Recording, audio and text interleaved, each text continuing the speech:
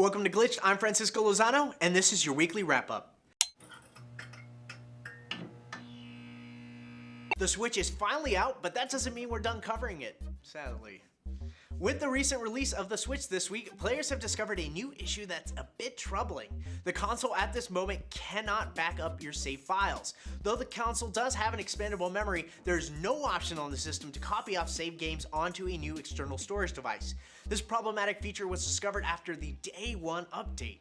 Along with this inability to move files to an external source, users are also finding out that when data is saved onto the console, you're not given an option whether or not to store it onto the micro SD card or the internal storage. What makes it even worse is that at this moment, there's no way to move the files between the two. It's basically a toss-up where your data will end up, which is not very reassuring. So do you guys remember us reporting on who or what the next Overwatch character might be? Well, our suspicions were confirmed a lot faster than we suspected.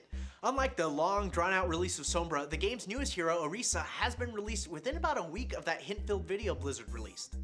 As we guessed last week, the new playable character is not little Effie Oladell, but one of her robotic creations. In the release trailer for the hero, we get a look at a bit of the backstory and how the mech came to be created by the girl. Orisa will primarily be a tank within the game with the ability to create barriers that will protect her sides from oncoming attacks. Her ultimate is called Supercharger.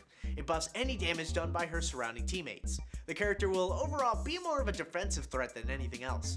Orisa has yet to arrive to the console versions of the game, but will likely be making her way over soon. The modified mech will be the 24th hero in the game.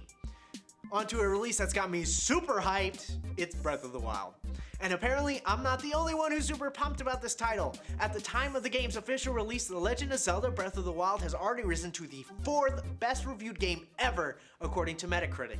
On that list, The Legend of Zelda Ocarina of Time for the N64 came in first, followed by Tony Hawk's Pro Skater 2 for the PlayStation, Grand Theft Auto 4 on the PS3, then Breath of the Wild comes in 4th, and just for the sake of ending on a multiple of 5, the Dreamcaster Soul Calibur takes 5th place.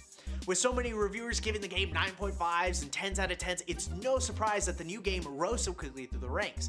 It is possible that the score could soon change as many review sites are changing and updating their scores over time, many bumping those 9.5s to 10s in the last couple days.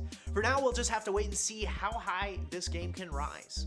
While we're already talking about it, let's bring up the fact that not only did Nintendo make an extremely awesome Zelda game, but they also made it in 2D. The 2D Zelda prototype was revealed by game director Hidemaru Fujibayashi. The 2D prototype mimics much of what is seen in the completed Breath of the Wild game. This prototype was created based on the original Legend of Zelda for the NES.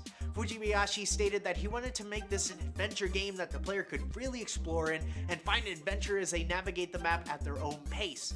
When he thought of these concepts, he said that the classic OG Zelda game was the first thing that came to mind.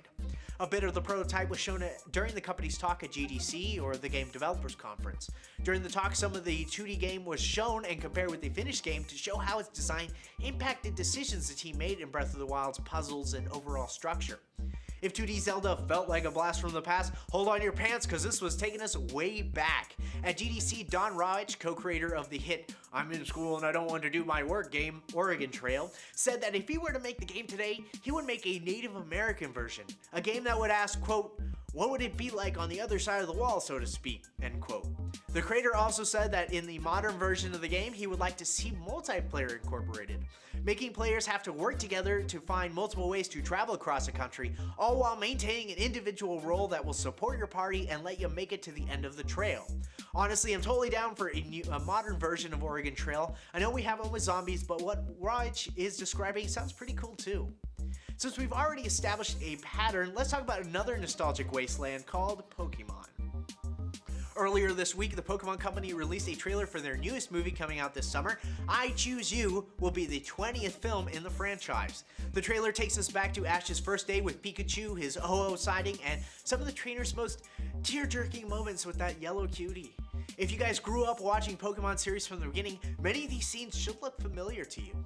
At the moment, it's not clear whether this movie will be a rehashing of the original anime's first season or something else. Back in December, a teaser for the film was released that hinted that the film would be making its way back to its roots, but now we see that it might be going all the way back to the very tip of the route. I Choose You will be released in Japanese theaters on July 15th. The date for a Western release has yet to be announced. So what do you think the new Pokemon movie will focus on? And how do you feel about the Switch's storage issues? Well, let us know in the comments down below. I'm gonna go devote myself to Breath of the Wild now, but remember to like and subscribe to stay up to date with all your gaming and tech news. This was Glitch, and I'll see you next time. The 2D Zelda prototype was revealed by game director Hidemoto Fujibayashi.